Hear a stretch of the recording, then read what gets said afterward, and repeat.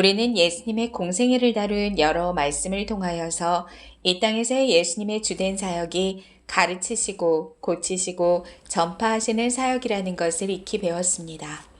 그리고 이 세 가지의 주된 사역을 통하여서 천국 복음, 곧 하나님의 나라가 가까이 왔음이 증거되었다는 사실 역시 자주 접하였습니다. 이렇듯 하나님 나라 도래를 나타내는 예수님의 사역은 예수님을 넘어 예수님께서 친히 세우신 제자들에게로 연장되는데요.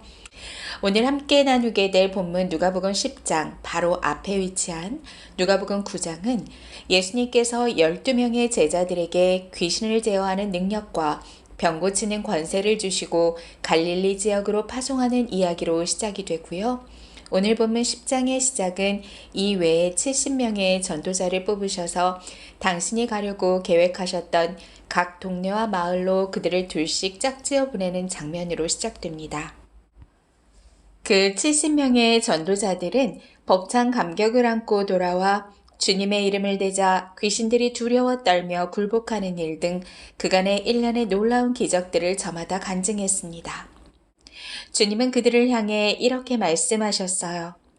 귀신들이 너희에게 복종한 그 기적의 사건들로 기뻐하기보다 생명책에 너희들의 이름이 기록된 것으로 인하여 기뻐하라. 그들이 진정한 의미를 다 헤아릴 순 없었지만 하나님께서는 하나님 나라 백성된 하나님의 자녀된 그 영광스러운 변화를 말씀하신 것이지요. 예수님뿐 아니라 이제는 예수님을 따르던 제자들을 통하여서도 이같이 놀라운 일들이 벌어졌으니 당대 유대 지도자들에게 예수님은 여러모로 경계의 대상일 수밖에 없었어요. 그날도 역시 예수님이 제자들을 한창 가르치고 계시는 그 현장에 한 율법교사가 탐탁치 않은 마음으로 예수님을 시험하기 위해 질문을 던지면서 오늘의 이야기가 시작되는데요. 누가복음 10장 25절, 오늘은 여기서부터 본격적으로 들어가 볼게요. 율법교사가 자리에서 일어나 예수님께 이렇게 묻습니다. 선생님, 제가 무엇을 하여야 영생을 얻을 수 있겠습니까? 이 물음에 예수님은 대답 대신 그에게로 다시 질문을 돌립니다. 율법에는 무엇이라고 쓰여 있으며 너는 그것을 어떻게 알고 있느냐? 율법학자는 자신이 제일 잘 알고 있는 것을 물어오니 속으로 우쭐했을 거예요. 그가 자신만만하게 대답합니다. 그야 마음을 다하고 목숨을 다하고 힘을 다하고 뜻을 다하여 하나님을 사랑하고 또 내 이웃을 내 몸같이 사랑하라 쓰여 있지요. 네 말이 옳다. 그대로 실천하여라. 그러면 네가 살 것이다. 율법교사는 영 기분이 찜찜했어요. 율법 선생인 자신을 사람들 앞에서 마치 율법을 실천하지 않는 사람처럼 대했다 여겨졌기 때문이에요. 체면이 깎인 채로 이대로 돌아갈 순 없었죠. 자신을 의롭게 보일 만한 또 다른 질문이 필요했어요. 선생님, 그러면 누가 제 이웃입니까? 당시 유대 지도자들이 모두 그러하였듯 선민사상과 민족적 우월주의에 빠져있던 율법교사는 평소 예수님이 가까이 하는 자들이 죄인, 세리, 창기들이기에 이웃에 대해 묻는다면 그야말로 교묘하게 예수님을 공경에 빠뜨릴 수 있다고 여겼던 것 같습니다. 그런 저희를 품은 율법교사가 던진 질문에 대한 답변으로 예수님께서 들려주신 것이 바로 널리 알려진 선한 사마리아인의 비유입니다. 한번 들어보시죠. 어떤 한 사람이 예루살렘에서 27km 떨어진 여리고로 홀로 내려가고 있었어요. 예루살렘은 해발 약 780m 되는 고지대에 위치하고 여리고는 해면보다도 390m나 낮은 곳에 자리하다 보니 고도 차이만도 1km가 넘는 무척 가파른 지형이었어요. 뿐만 아니라 암석이 많고 협곡이라서 강도들이 얼마든지 자기 몸을 감추고 숨어 있을 수 있었기 때문에 강도들의 잦은 출몰 지역으로 매우 악명이 높았죠. 저런, 그날도 역시 바위 뒤에 강도들이 숨어 있군요. 강도들은 옳았구나, 걸려들었구나 하며 그를 덮칩니다. 어리석게 이런 길을 선택했다며 그를 탓했겠죠. 그가 가진 모든 것을 빼앗고 그의 옷을 벗기고 마구 때려 결국 거반 죽게 만들었어요. 그리곤 그대로 그 자리에 버려두고 갔습니다. 만일 이대로 시간이 흐른다면 피냄새를 맡고 온 짐승들의 먹잇감이 될지도 모르겠어요. 많은 피를 흘리고 상처가 감염되어 죽을지도 모릅니다. 누가 도와주지 않는다면 그는 홀로 그곳에서 영 죽게 될 거예요. 그런데 다행히도 누군가 그 길을 지나가네요. 한 제사장이에요. 예루살렘 성전에서 제사를 집례하고 여리고로 내려가던 길, 피 흘리며 죽어가는 그를 보게 된 것입니다. 그런데 제사장은 강도당한 그를 보고도 애써 피하며 그냥 지나쳐 가버렸어요. 이어서 한 레위 사람이 그 길을 지나갑니다. 레위인은 이스라엘 12지파 중 특별히 하나님의 성전 봉사를 위해 성별된 지파이지요.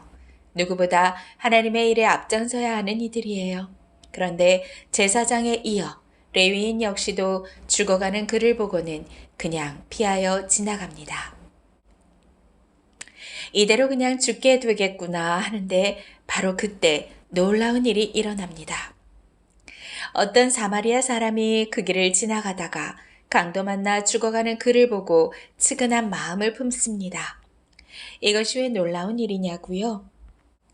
당시 사마리아 사람들은 이방 민족의 피가 섞였다는 이유로 순수 이스라엘 혈통만을 우월하게 여긴 유대인들로부터 짐승 취급을 당하던 때입니다. 그동안 자신들을 하대하고 업신여긴 원수 같은 유대민족의 저 처지를 조소하고 지나간다 한들 이상하지 않은 상황이었죠. 아니 그 편이 어쩌면 마땅하고 자연스럽죠. 그런데 사마리아인은 강도 만난 유대인을 말 그대로 가여이 여겨준 것입니다. 측은히 여겨주었어요. 사마리아인은 자신의 여행 상비약으로 준비했던 포도주를 그에게 아낌없이 부어 상처를 살균 소독해 주었고 올리브유를 발라 아픈 부위를 진정시키고 고통을 경감시켜 주었습니다. 상처를 싸매 주었어요. 그렇게 급한 조치를 취한 후 사마리아인은 그를 자신의 짐승에 태워서 가장 가까운 여관을 향해 걸어갔습니다. 앞서 말씀드린 대로 그냥 내려가기도 험준한 급경사의 비탈길, 암석이 많은 그 좁은 협곡을 아픈 사람을 태우느라 자신은 걷고 또 걸어갔겠지요. 어느덧 그를 데리고 여관에 도착한 사마리아인은 그를 밤새 정성껏 간호해 주었습니다. 그리고 다음 날이 되자 2데나리온을 여관 주인에게 건네며 이렇게 말했지요. 그 사람을 좀 잘 보살펴 주시오. 비용이 더 든다면 돌아오는 길에 꼭 갚아드리겠소. 잘 좀 부탁하오. 당시 성인 남성의 하루 품삯이 1데나리온인데요. 2데나리온이면 당시 여관에서는 많게는 2달, 적게는 1달 동안 묵을 수 있었던 금액이라고 합니다. 그렇게 가치가 결코 적지 않은 액수를 대신 지불한 것도 모자라 다시 돌아와 얼마가 더 들든 갚아주겠노라 약속까지 한 것입니다. 마치 사랑하는 사람 또는 애틋한 가족을 부탁하고 있는 모습 같지 않으세요? 말씀드린 대로 그는 유대인들에게 천대를 받아온 사마리아인인데 말이죠. 이 선한 사마리아인의 이야기를 마치시며 예수님께서는 누가 자기 이웃인지를 물어보았던 율법사에게 다시 질문합니다. 너는 이 세 사람 가운데에서 누가 강도 만난 사람에게 이웃이 되어 주었다고 생각하느냐? 그는 사마리아인이라고 입에 담기가 싫었어요. 그래서 그는 이렇게 대답했죠. 자비를 베푼 사람입니다. 예수께서 그에게 말씀하십니다. 가서 너도 이와 같이 하라. 오늘 우리가 함께 살펴본 본문이 속해 있는 성경의 책은 누가복음입니다. 예수님의 행적을 기록한 복음서 중에 하나인 누가복음은 특별히 인자 되신 예수님을 두드러지게 묘사하며 참된 인간성으로 하나님의 뜻을 이 땅에 성취해 가시는 진정한 인간의 모습을 부각하여 기술하였습니다. 누가복음을 봉사와 섬김의 기독론이라고도 표현하는데요.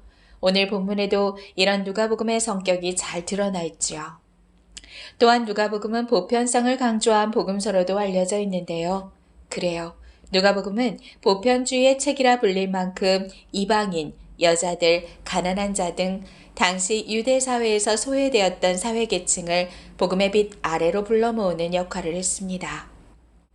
오늘 본문 속에는 다양한 사람이 등장했어요.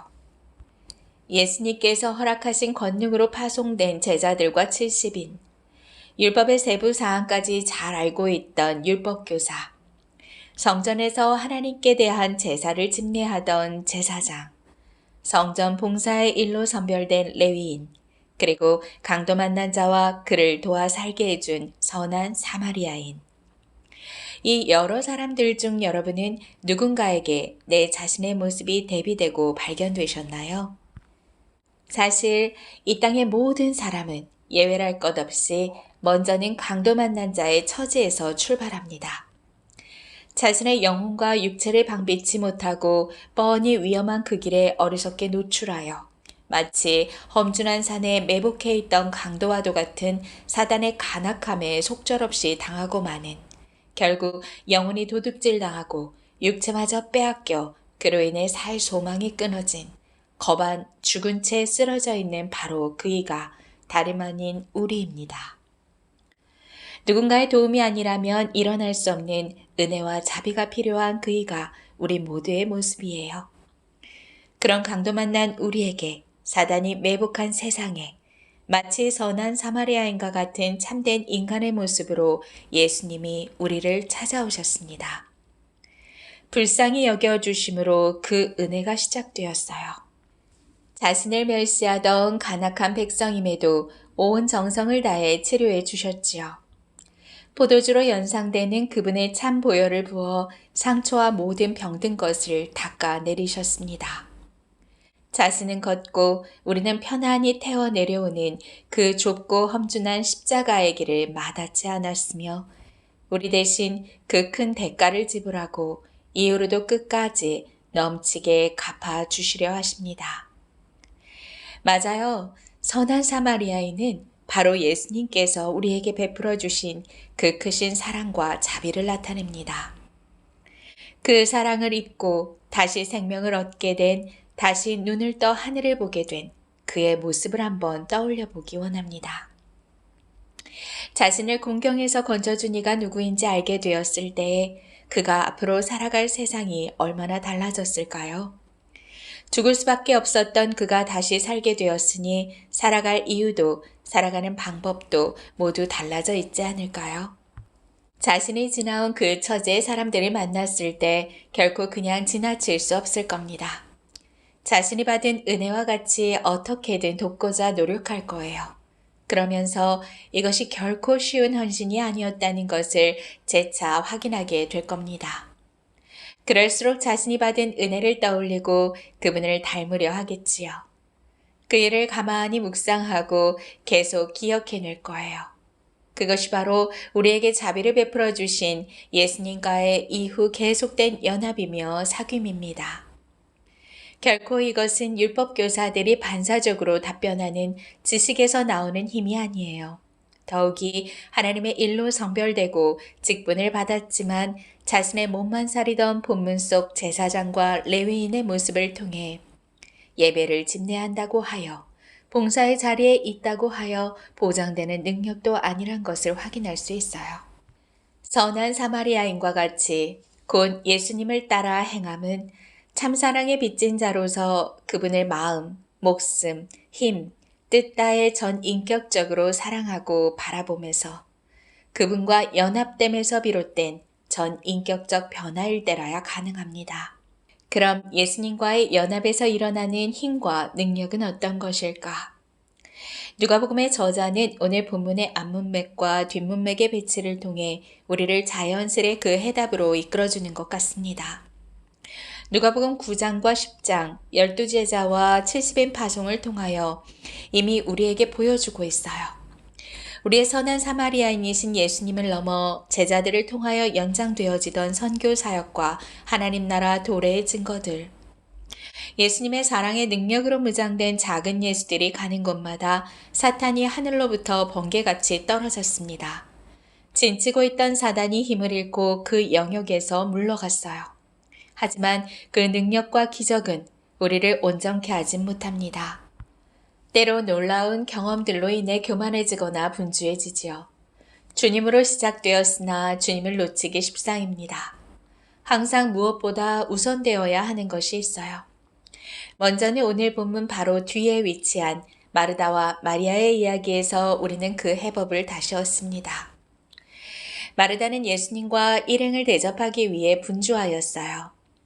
그때 동생 마리아는 예수님의 발 아래 앉아 예수님의 말씀을 듣는 일에 여념이 없었죠. 자신을 전혀 돕지 않는 동생을 내버려 두는 예수님이 원망스러웠던 마르다에게 예수님께서 이렇게 말씀하십니다. 마리아는 더 좋은 편을 선택하였기에 빼앗기지 않을 것이다. 물론 마르다가 예수님과 일행을 대접하는 일은 복되고 선하며 매우 훌륭한 일이에요. 그러나 이 일로 염려하고 불평하고 상대를 원망하게 된다면 나의 섬김은 다시 예수님의 발 아래 정비되어야 합니다. 말씀에서 멀어져 있지 않은지 은혜를 놓친 것은 아닌지 나의 의로움과 내 자신의 힘으로 하고 있는 것은 아닌지 말이에요.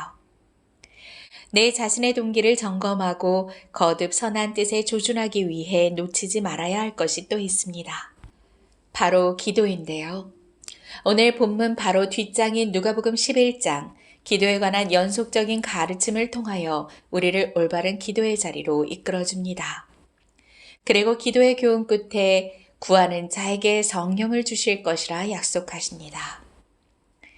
언제나 말씀에 귀를 기울이고 언제나 기도에 무릎을 꿇으며 그렇게 하나님을 온 마음 다하여 사랑할 때 그 사귐과 연합과 전심의 사랑이 사단에게서 영혼이 빼앗겨 죽어가는 강도 만난 이웃의 영혼과 육체를 회복시키고 치유하는 실제 힘과 능력으로 흘러가게 될 것입니다. 주님은 오늘 본문 10장 서두에서 70인을 파송하시며 이렇게 애통하세요. 주수할 것은 많되 주수할 일꾼이 적다. 지금 이 시간도 너무 많은 영혼이 속수무책으로 휘몰려 갑니다. 영혼의 강도 사단으로 인해 병들고 피 흘리며 죽어가고 있어요. 2023년도 사순절의 기간을 우리는 함께 지나고 있습니다. 예수님께서는 바로 이 죽어가는 영혼들을 살리기 위해 이 일을 위해 주님이 오셨습니다. 지금으로부터 2023년 전 골고다 언덕 예수님께서 우리를 대신해 지신 십자가 그 승리로 이미 사탄은 큰 타격을 입고 힘을 잃었습니다. 이제는 우리 주님이 우리 속에서 역사하시며 선한 사마리아인 된 삶을 맡겨주세요. 이전에는 우리 역시 강도 만나 상처 입었으나 이제는 상처 입은 치유자로 예수의 흔적이 있는 하나님 나라 봉사자로 우리가 서게 될 때 이를 통로로 주께서 친히 하나님 나라를 넓혀 가실 것입니다. 그런 까닭에 완성되어질 그 나라가 오기까지 우리는 말씀과 기도를 통한 그분과의 연합에서 흘러나오는 힘과 능력, 참사랑이신 그분의 오직 사랑과 자비로 거저받은 그 사랑을 이웃에 거저 나누어야 하겠습니다. 우리의 선한 사마리아인 된 예수님과 같이 불쌍히 여기며 가르치며 고치며 그렇게 하나님 나라를 전파하여야 하겠습니다. 우리가 구하기만 한다면 이 모든 영광스러운 사랑의 책무를 결코 내 힘과 능이 아닌 그분의 영이신 성령으로 넉넉히 이뤄갈 수 있을 것입니다. 오늘 본문이 속한 책 누가복음의 핵심 구절로 말씀을 맺겠습니다. 주의 성령이 내게 임하셨으니 이는 가난한 자에게 복음을 전하게 하시려고 내게 기름을 부으시고 나를 보내사 포로된 자에게 자유를 눈먼 자에게 다시 보게 함을 전파하며 눌린 자를 자유롭게 하고 주의 은혜의 해를 전파하게 하려 하심이라. 이것이 오늘 누가복음 10장 선한 사마리아인의 비유를 통해 여러분들과 함께 나누고 싶었던 하나님 나라 이야기입니다.